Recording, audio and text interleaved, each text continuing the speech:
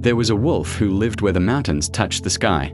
His coat was silver like the first snow, and his eyes held the stillness of frozen lakes.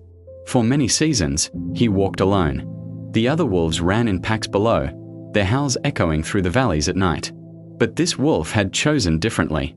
He believed that to need nothing from others was the truest form of strength. He hunted alone.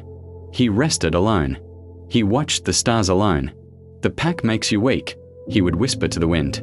"They depend. They wait. They need." And so the seasons turned, and the silver wolf remained high above, proud in his solitude. Then came a winter harder than any before. The snow fell thick and endless. The wind cut like sharpened stone. Prey became scarce, hiding deep in the earth where even the wolf's keen senses could not find them. One frozen morning, while crossing a narrow ridge, the wolf's paw slipped on hidden ice. He fell, tumbling down the steep slope, crashing against rocks and roots until he came to rest in a small clearing far below his territory. Pain shot through his hind leg.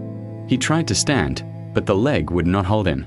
He tried again, and again, but his body would not obey. For the first time in his life, the wolf felt something he had never allowed himself to feel: fear. Days passed.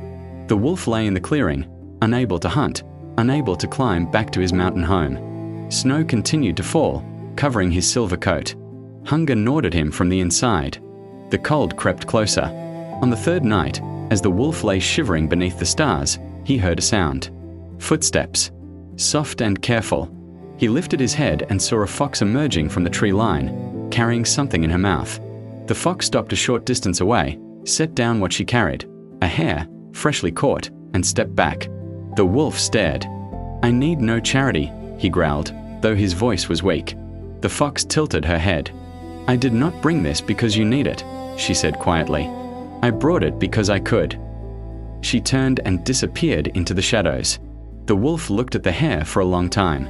Pride burned in his chest, but hunger burned deeper.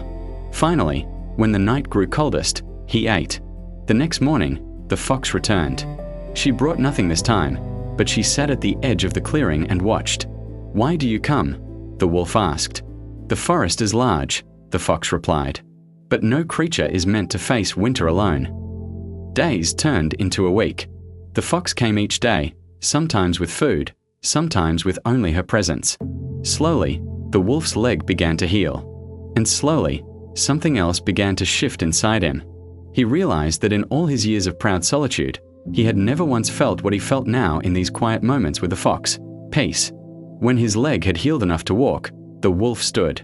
He looked at the fox, and for the first time in many seasons, he bowed his head in gratitude.